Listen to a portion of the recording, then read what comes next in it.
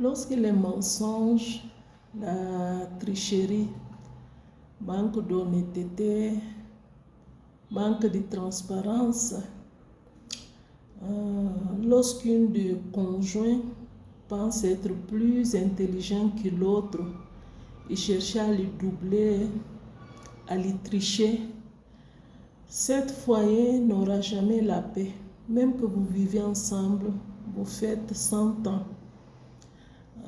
Ça ne sert à rien de compter les chiffres. On a fait 20 ans, 30 ans, 40 ans. Mais il n'y a pas la paix, il n'y a pas harmonie, il n'y a pas cette complicité entre ces deux personnes. Votre couple est plus en problème qu'en paix. Il y a certains traits de caractère que nous voyons dans un couple. Tôt ou tard, ce couple va plonger dans la séparation. Ceux qui ne sont pas séparés, ils sont juste des façades. Malheureusement, même parmi les enfants de Dieu, nous voyons ces choses dans les niveaux insoupçonnés. Des gens qui se trompent, des gens qui trichent. En fait, vous êtes ensemble, vous ne pouvez pas vous quitter. Mais votre vie est aujourd'hui en bas, demain en haut. Il y a plus de problèmes dans le couple que paix. À la fin, pour nous qui semble être plus spirituel, on tient le langage spirituel, c'est Satan. Il y a même certains qui vont plus élever, c'est hôtel de la famille qui crient contre nous. Non. Il y a certains langages qu'on ne doit pas utiliser dans nos lacunes et dans nos faiblesses. Pour moi, plutôt, c'est d'arrêter, penser quelle est la cause de ces problèmes dans les foyers.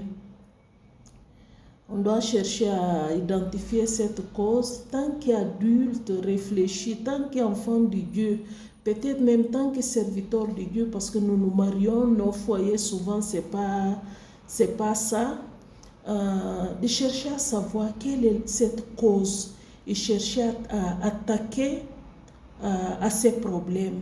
Mais ne cherche pas les excuses, c'est hôtel de famille qui crient contre moi, je suis le seul à marier, ma famille, les gens ne se marient pas, c'est pour ça qu'ils s'attaquent à moi. Si tu es chrétien, enfant de Dieu, né de nouveau, serviteur de Dieu, tu as ces genres de pensées. Je demande dans quel tu as tiré ça où, c'est pas biblique. Mes amis, au-delà de la croix, aucun sorcier, aucun sataniste, aucun esprit mauvais, ni Satan qui est leur patron pour poursuivre un enfant de Dieu au-delà de la croix. La croix est venue stopper le mal. La croix est venue arrêter les œuvres des ténèbres. Pourquoi toi, serviteur de Dieu, enfant de Dieu, dites né de nouveau, tu as ces gens de pensée, c'est hôtel de ma famille, c'est des gens qui attaquent notre couple, c'est les démons. La Bible dit de résister Satan. Il ne dit pas les démons des esprits, petits esprits familiaux, je ne sais pas comment vous le dites. Il dit résister Satan. Il fuira loin de vous. Résistez Satan. Fuis les péchés.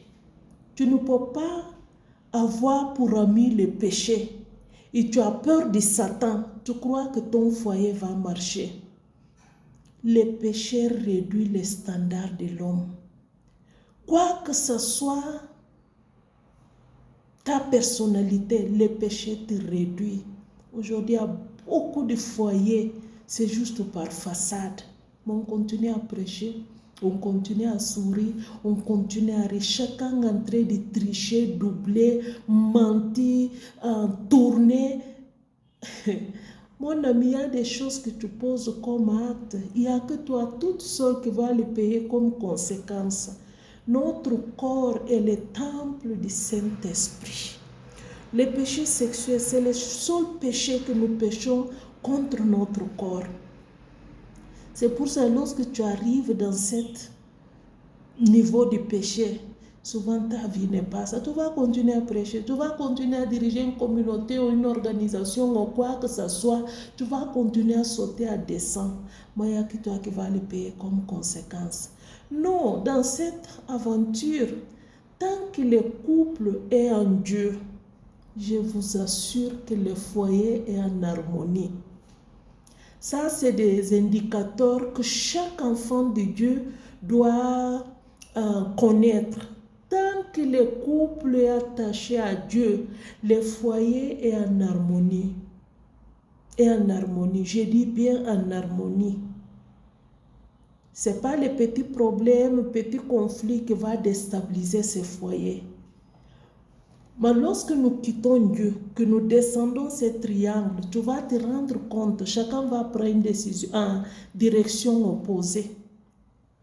Et lorsque nous prenons les directions opposées, loin de Dieu, et nous nous éloignons loin l'un de l'autre. C'est pour ça que tu vas voir les gens sont un couple marié, ils servent Dieu, mais ils ne sont pas ensemble. Il n'y a pas la joie, il n'y a pas la gaieté, il n'y a pas la paix. C'est des mensonges sur mensonges, problème sur problème, tricherie sur tricherie. Pourtant, un foyer chrétien censé être un foyer de paix, de stabilité, de harmonie, de joie. Il doit pouvoir avoir plus de joie, de paix, de l'amour, de qui problème. Le fruit du Saint-Esprit, c'est le caractère et essence de notre Dieu. De Trinité, lorsqu'on parle du fruit du Saint-Esprit. Mais lorsqu'on parle du péché, c'est le caractère de Satan. C'est pour ça que Jésus est venu nous arracher de ça. Il a payé un prix fort. Dieu nous a fait assis avec lui dans les lieux élevés. Pourquoi? Essence du caractère de Dieu qui est fruit du Saint-Esprit ne se voyait pas dans ton foyer. Pourquoi? Je pense que le temps est arrivé que le couple chrétien doit s'asseoir, discuter, voir là où bas blesse, chercher à harmoniser. Ne cache pas tes péchés, ne cache pas tes mal. Soyez plus transparent possible pour pouvoir mener tous ces mal de ton couple sur la lumière de la parole de Dieu. Vous savez, lorsqu'on a le mépris pour Dieu, lorsqu'on abandonne sa parole, lorsqu'on refuse catégoriquement de vivre les Écritures, certains les prêchent, mais peu qui cherchent à les vivre. C'est la conséquence qu'on va voir dans notre foyer. Et n'oublie pas, si tu as des enfants dans ce foyer, tu es en train de lui transmettre des modèles. Quelles sont les valeurs? Quels sont les modèles? Quelles sont les conduites que tu es en train de transmettre à tes enfants? C'est les disputes constantes. Papa qui se fâche tout le temps contre maman. Maman qui hausse le ton tout le temps contre papa. Ils ne sont pas ensemble. Tu ne le vois pas comme un couple. Et certains qui sont très malins, c'est en public qu'ils vont nous montrer qu'ils s'aiment. Les gens vous connaissent, quand même vous vivez avec les gens. Si tu es un pasteur, tu es avec les fidèles. Il connaît les hauts et les bas que vous traversez. Ne viens pas en public, fais semblant. Les gens te regardent, ils rient. Ils rient. Mariage, ce n'est pas une invention humaine, mes amis. Mariage institué par Dieu. Il nous a donné mariage comme une mission. Si les païens n'ont pas compris ça, toi, l'enfant de Dieu, tu dois saisir ça et tu dois réussir cette mission parce que tu vas rendre compte à Dieu. Aujourd'hui, tout le monde est en train de monter, descendre, célébrer amour. Dieu est amour. La perfection de Dieu me suffit. L'amour de Dieu me suffit. L'essence de son caractère me suffit.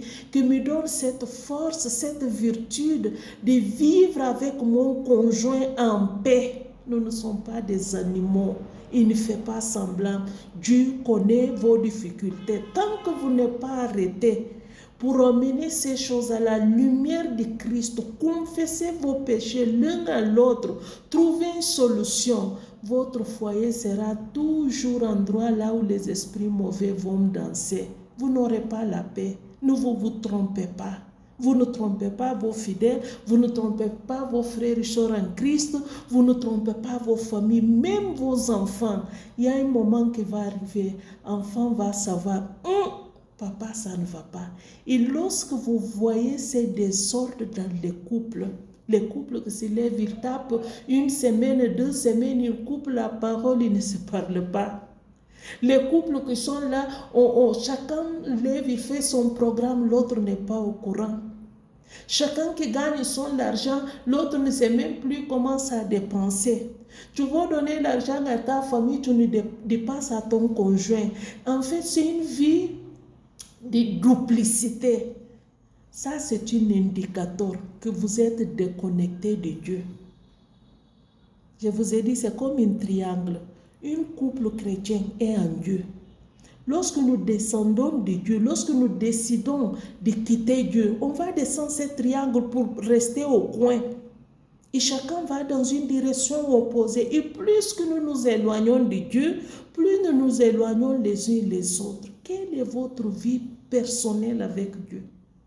Quelle est votre vie de prière en couple, de jeûne, d'intercession, de partage des choses spirituelles?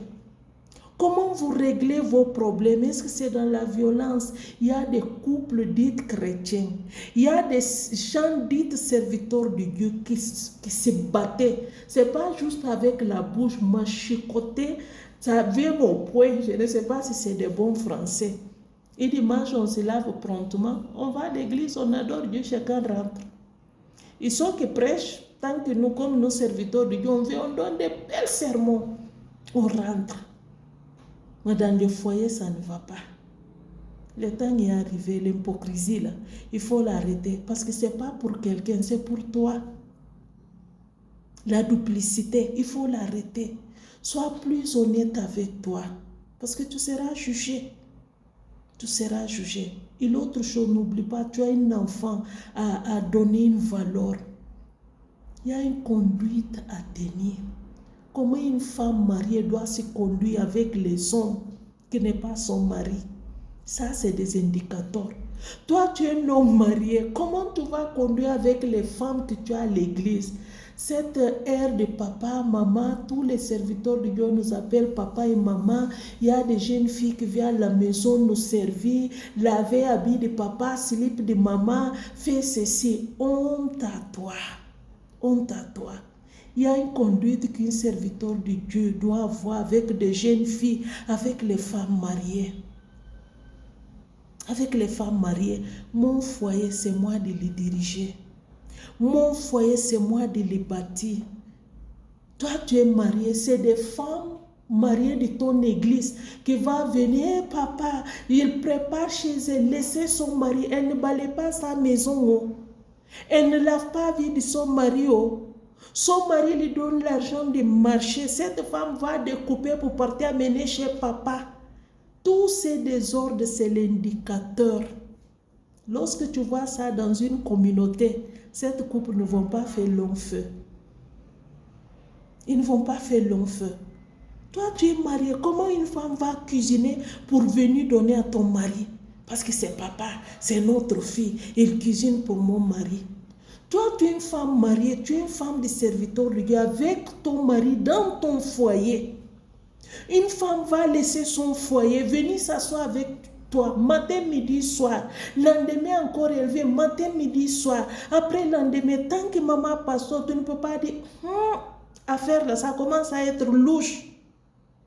Pourquoi elle a quitté son foyer? Pourquoi elle traîne autour de mon foyer? Et tu crois qu'elle te sert, tu es à l'aise dedans. Ça, c'est un indicateur. Cette femme, l'argent qu'elle a mené pour cuisiner chez papa pasteur, c'est son mari qui l'a donné l'argent de marché. Pourquoi elle ne parte pas faire un très bon plat pour son mari qu'elle mange? Avec son mari. C'est avec ton mari qu'elle va dépenser ça. C'est comme ça que beaucoup de gens tombent dans les péchés. On mélange tout, on prend ici, on met là-bas. Une désordre totale dans le foyer. Les filles viennent à la maison. Ah, j'ai reçu des gens. Mais il y a une limite qu'on ne peut pas dépasser. J'ai reçu les filles. Tant que pasteur, c'est normal que les fidèles viennent chez nous, entourent chez nous. Parfois, certains ont des besoins. Je les reçois, les gens ont dormi chez nous. Mais ce n'est pas une raison pour abandonner ma responsabilité. Tant que femme, ou mon mari, tant qu'homme dans notre foyer. Tu passes plus de temps avec des filles en train de voyager ta famille à la maison. Papa pasteur, je voyage avec mes enfants. 2, 3 mouvements, ça ne devient plus enfant. Une père qui couche avec son enfant, c'est inceste. C'est inceste que vous dites en français. Spirituellement, tu ne crois pas que c'est mauvais? Si c'est physiquement condamnable, pourquoi toi tu dis papa pasteur, tu couches avec tes fidèles, tes filles dans la foi? Honte à toi, honte éternelle. On a rempli de ces voyous, dits serviteurs de Dieu dans notre continent africain. Ça saute, ça descend. Beaucoup de jeunes filles sont victimes du viol de leurs responsables spirituels. Toi, maman, tu as une fille, tu es chrétienne. Tu as vu ta fille tout le temps chez papa pasteur. Cette papa pasteur est marié. Tu fermes ta bouche. Moi, j'ai une fille qui est adulte aujourd'hui. Elle n'ose pas quitter chez moi. Tant qu'elle est chez moi, elle est sur ma tutelle. Partie balai chez femme de pasteur, partie. On peut aider, on ne refuse pas. Mais il y a un niveau qu'on ne doit pas dépasser. Je ne permettrai jamais ma fille de le faire. Surtout avec ces pédophilies, avec tous ces bêtises qu'on raconte. Ces choses, ça censé être hors la maison de Dieu, parce que la maison de Dieu, c'est un lieu de sainteté et de sanctification. La Bible dit sainteté à l'éternel. Pourquoi c'est dans la maison de Dieu qu'on entend une pasteur, une évangéliste, une prophète viole des enfants? Viole, comment on dit ça? Coucher avec des femmes mariées, adultères. Arrêtez de vous amuser. Arrêtez de vous amuser. La vie avec Dieu, c'est un combat. Il y a des indicateurs, lorsque tu le vois, tiens sur la position. Ne partez pas jusqu'à cogner, que tu te rendes compte que tu cognes, après tu viens, tu pleures, et ça devient un rituel dans ta vie. Je dis, les chrétiens, un enfant de Dieu ne peut pas vivre dans le péché. C'est pour cela que la Bible dit, celui qui est né de Dieu ne pêche pas. On peut tomber dans le péché, mais vivre dans le péché, tu es un voyou. Tu es un voyou. Et souvent on cherche à le justifier. Non, c'est la chair, c'est hôtel de famille. Quel hôtel? Quelle Bible qui nous a parlé de tous ces hôtels? Ça a sorti d'où? Nous inventons des langages qui n'ont ni tête ni queue. On voulait les spiritualiser. Hôtel de la famille qui crie contre moi. Ou c'est un manque de contenance. C'est un manque de discipline. C'est un manque de maîtrise du soi. C'est ton, comment on dit ça? Tu as méprisé Dieu. Sa parole, les Écritures, tu vas vivre une vie de luxure, une vie de chair, et tu cherches les excuses pour satisfaire. Je te dis, l'enfer est réel. Le même enfer que nous prêchons aux gens, appeler les gens de se repentir, l'enfer est réel. Ne crois pas que l'enfer c'est juste pour les autres. Toi qui es en Dieu, soi-disant en Dieu, tu vis dans le péché et tu es en train de condamner les gens. Péché sexuel est devenu comme banal dans nos communautés. Les gens n'ont plus cette maîtrise de soi. Péché sexuel est devenu banal. Des fidèles, des femmes, des hommes, des pasteurs, des prophètes, surtout ces petites églises qui poussent. Péché sexuel est devenu banal. À la fin, on te dit de couvrir nudité de papa. Tu vas ramasser des langages démoniaques pour endoctriner les gens. On doit couvrir les péchés de papa. Tu es papa de qui? Ou tu es fils de démon? Arrêtons ces petits jeux. La Bible, ce n'est pas ton père qui l'a écrit. La Bible, ce n'est pas ton papa qui l'a écrit. Ou c'est ton papa qui est les propriétés privées. Dieu nous a donné la Bible comme sa parole. Chaque homme a accès à cette Bible. Nous les lisons, on doit pouvoir les comprendre. Tu ne peux pas partir vivre en désordre, chercher les langages pervers et démoniaques pour calmer la conscience de ton église, pour te permettre de couvrir le péché de papa. Parce que les enfants de Noé ont couvert le péché de Noé. Noé n'est pas couché avec une femme. Noé était ivre. il a dormi. C'est ça aussi qu'on parle de boisson alcoolique là. Tu deviens comme n'importe quoi. Noé n'est pas découché. Et nous prenons des versets bibliques hors son contexte. Nous voulons faire de ça les paroles de l'évangile. Et beaucoup de fidèles, je ne peux pas user les mots pour ne pas offusquer quelqu'un. Manque de compréhension spirituelle pousse aux fidèles à suivre ces genres de bêtises. Couvrir les péchés de papa. Quel péché qu'on va couvrir? Tu es dans les péchés, on va te couvrir parce que tu es papa. Tu es papa de qui? Tu es papa de qui? Tu vas voir des jeunes serviteurs de Dieu qui n'est même pas sorti encore les derniers dents de lait là, qu'on sort après à l'âge adulte. Tu commences à appeler les vieilles papas dans ta communauté, mon enfant. Et cette papa aussi te suit dans les bêtises, dans n'importe quoi. Faites attention avec ta vie. Paul pouvait dire à son fils spirituel Timothée, veille sur toi et sur la doctrine que tu enseignes. Veille sur toi. Et vous, les fidèles qui écoutent ces gens de bêtises, veillez sur vous. Que personne vienne s'asseoir, raconter sa vie. Prêche l'évangile. Dénonce les péchés, ne les couvre pas. Aujourd'hui, beaucoup de nos jeunes filles sont victimes des enfants. C'est ça qu'on dit pédophilie. Personne ne les dévoile dans l'église. On cherche même à les couvrir parce que cette voyou que tu as comme pasteur te prêche, t'enseigne, vous prenez du point A pour amener au point B en train de vous inculquer. Le péché du papa doit être couvert. Ne joue pas avec ta vie. Ne joue pas avec les gens que Dieu met sur ta disposition lorsque tu dis que tu es serviteur de Dieu. Quoi que ce soit là où tu te situes, quoi que ce soit les titres que tu donnes. Et ce phénomène, c'est dans toutes les communautés chrétiennes. Dans toutes les communautés, lorsque tu te réclames que je suis chrétien, ce phénomène de péché sexuel est dans toutes ces communautés. Dans les niveaux plus élevés, insoupçonnés. Aujourd'hui, ce n'est plus un scandale. Parce que tout le monde, c'est comme le diable est venu nous souffler. Mariage n'est pas institution humaine. Ce n'est pas invention humaine. Ne te marie pas et tu te caches. Un autre phénomène, beaucoup de gens sont mariés, mais ils sont en train de coucher avec l'homme, l'homme avec l'homme ou femme avec femme. Mais ils sont mariés.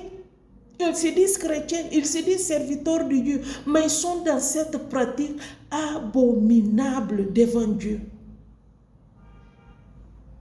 Tu te trompes qui?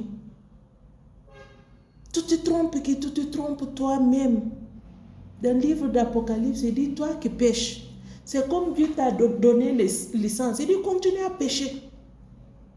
Si tu crois que le péché est bon, si tu crois que le péché est mieux que la sanctification, si tu crois que le péché est mieux que la vie relation avec Dieu, Dieu te dit, fais quoi? Continue à pécher.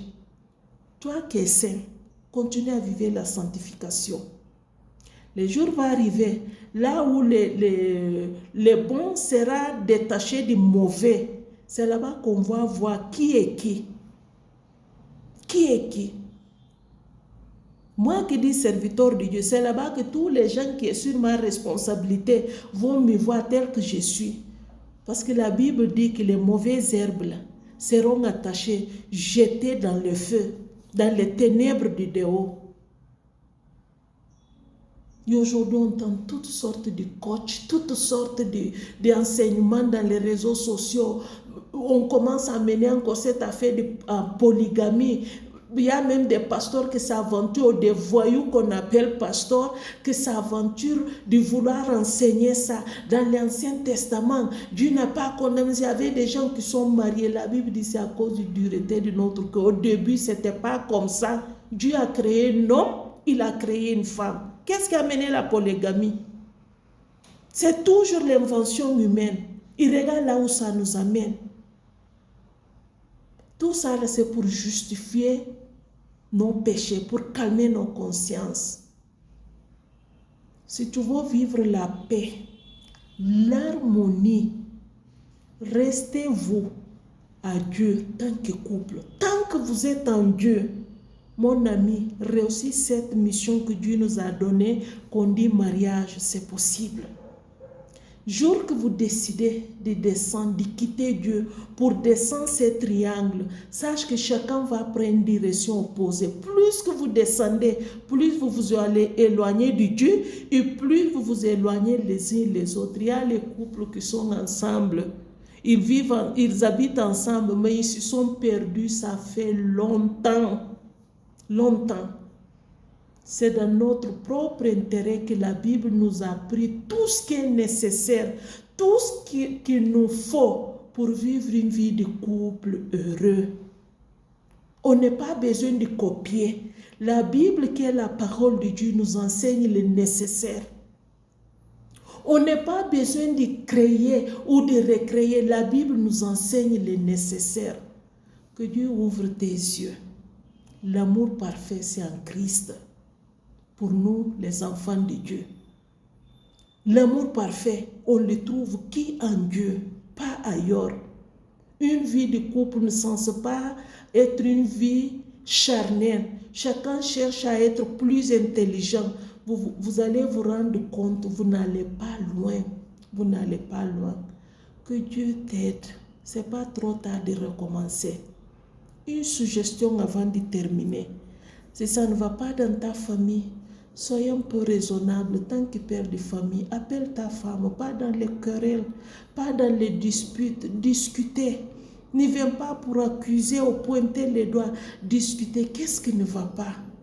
Cherche la lumière de Dieu. Mets vos problèmes dedans. Dieu va vous éclairer. Réconciliez-vous. Un couple ne peut pas couper la parole. Vous êtes dans la même maison, vous ne parlez pas. C'est des portes ouvertes. Un couple ne peut pas prendre une décision toute seule. Il court avec. Un couple ne peut pas tricher l'autre. Et n'oubliez pas que vous avez des enfants. Tous vos comportements, vos actes, nos manières de faire, c'est un modèle qu'on est en train de transmettre à nos enfants sans les parler. C'est des témoins silencieux, c'est ça que je dis. Il y a beaucoup d'enfants qui portent des choses jusqu'à aujourd'hui parce qu'ils ont vu les parents vivre des choses qu'ils ne censent pas vivre. Ils ne vont pas vous le dire. Ils ne vont pas vous le dire. Mais ils ont porté ça. Ce n'est pas des bons modèles. Réconciliez-vous. Amenez vos problèmes de couple au pied de la croix. Vous êtes les enfants de Dieu. Vous êtes les serviteurs de Dieu. Vous voulez vivre et plaire à Dieu. Amenez vos difficultés au pied de la croix. Demandez Dieu de vous aider. Dieu est là. Le divorce n'est pas une solution.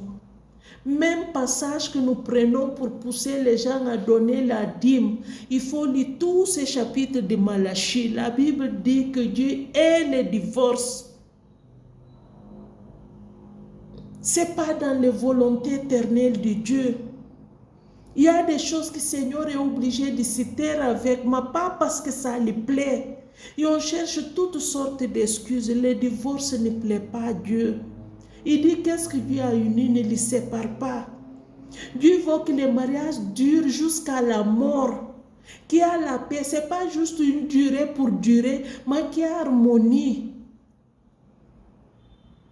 La première église de Dieu, c'est le foyer. C'est le couple. Dieu travaille avec les familles de la terre. À travers Abraham, toutes les familles seront bénies. C'est comme ça que Dieu travaille. Ça ne sert à rien de venir populer nos communautés, que notre foyer ne va pas. Nous les femmes, on ne sait plus notre rôle. Parce que nous vivons dans un monde d'exhibition, dans un monde de féministes, je ne sais pas quoi. On oublie qui nous sommes en Christ. Les hommes ont abandonné leurs responsabilités. Revenons au pied de la croix, mes frères et sœurs. Revenons à l'essentiel. Revenons à Dieu. Travaillons afin que nous réussissions nos couples. Faites de cette couple un endroit là où les esprits mauvais n'auront pas assez. N'écoute pas tous les messages qu'on prêche. Ne suis pas tous les hommes de Dieu que tu vois leur vie sexuelle, leur vie de couple n'est pas ça. La Bible dit, c'est lui qui ne sait pas diriger sa maison, il ne peut pas diriger la maison de Dieu. Pourquoi tu vas le suivre? Est-ce que c'est forcé? Il y a des principes, il y a des valeurs, il y a des commandements qui sont dans les Écritures pour nous guider, pour nous aider. C'est pour notre propre bien et c'est pour notre relation avec notre Créateur et notre Sauveur. Nous ne sommes pas comme tout le monde. Je les refuse. Je vais réussir mon mariage. Je vais vivre comme une femme parce que dans cette foyer, je suis une femme. Je ne veux pas vivre comme un homme. Que Dieu t'aide, qu'il te donne la compréhension. Que la dictature ne soit pas les mots de l'ordre de ton foyer. La méchanceté, l'arrogance, vantardise ne soit pas une chose que tu vas adopter. Je vais pouvoir vivre avec mon mari en paix, en harmonie. Une des choses qu'on a décidé que Dieu est en train de nous aider, une tierce personne ne va pas venir régler nos problèmes. Dieu est en train de nous aider. Je prie que Dieu aide ton couple. Prions ensemble. Seigneur, je ne sais pas qui est en train d'écouter cet audio. Je prie que tu l'aides s'il est marié. S'il n'est pas marié, donne-lui le partenaire qu'il faut. Préserve les couples, aide nos foyers, aide le père de famille, le mère, les enfants, que chacun connaisse son rôle qu'il doit jouer afin que nous puissions vivre en parfaite harmonie. Papa, tu as béni les différentes familles de la terre. À travers Abraham, Seigneur, nous sommes bénis. Alors que nous puissions rester en toi, tant que couple, tant que famille, aidez-nous à ne pas descendre de ces triangles. J'ai béni cette personne qui m'écoute. J'ai béni son foyer. Si à quoi que ce soit que l'ennemi a mené pour détruire cet foyer, je les réprimande au nom de Jésus. Unis leur cœur, qu'ils vivent en harmonie. Au nom de Dieu le Père, Fils et Saint-Esprit, nous t'avons prié. Amen. Soyez bénis.